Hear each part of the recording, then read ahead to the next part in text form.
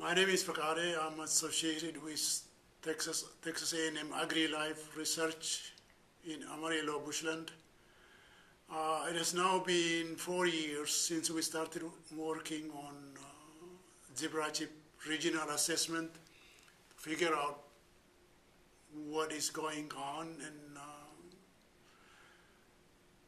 incidents of Zebra Chip from South Texas to Nebraska, and there is what we found is that most of the severe Zebra Chip is in the valley, in Rio Grande Valley and Pearso, and it may extend to Alton. Above that, in the last 4 years, the amount of disease we found was relatively less. That doesn't mean that it's not going to be a problem in the future, because from experience we know that in 2007 we had really bad disease in Dalhart and maybe also in Garden City.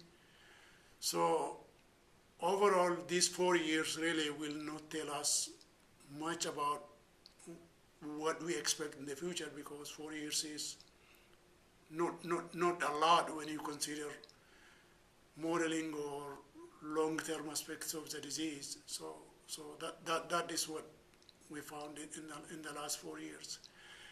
And then in the future, what we are going to look at it is how we go from here. What are we going to developing in terms of modeling?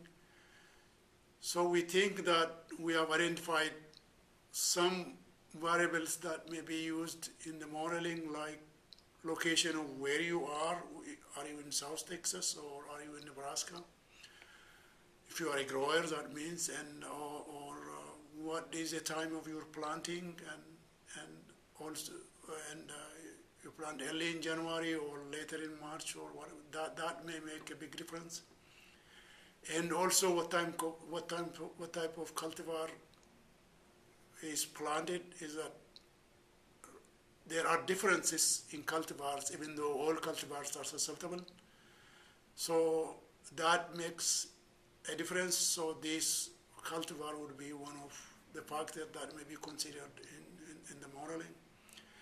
And also the number of counts of silage positive for the pathogen Liberibacter. When is that detected? What we found is that in the Rio Grande Valley, in the past 4 years, if you find the silage that are positive before February, that may be, if you find quite a bit of the disease, the silage that are positive before February, that may be one indication that you may have some disease that would come.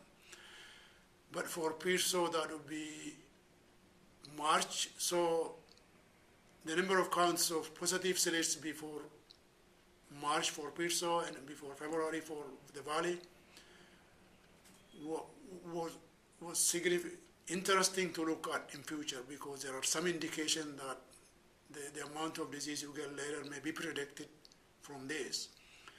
The other thing we've been looking at is we know that silage can survive in Weslaco and Texas banana, even up in Kansas and Idaho, everywhere. But we still believe that there may be something to look at in trajectory analysis. When this would that be a factor? We looked at that.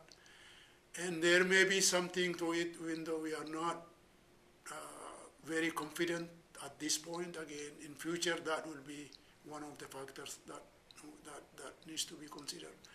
Overall, we plan to come up with factors that may contribute to the disease and come up with a model and develop some kind of a web forecast system that growers can look at and see if they are going to evaluate their disease risk in the future. That is what we are heading.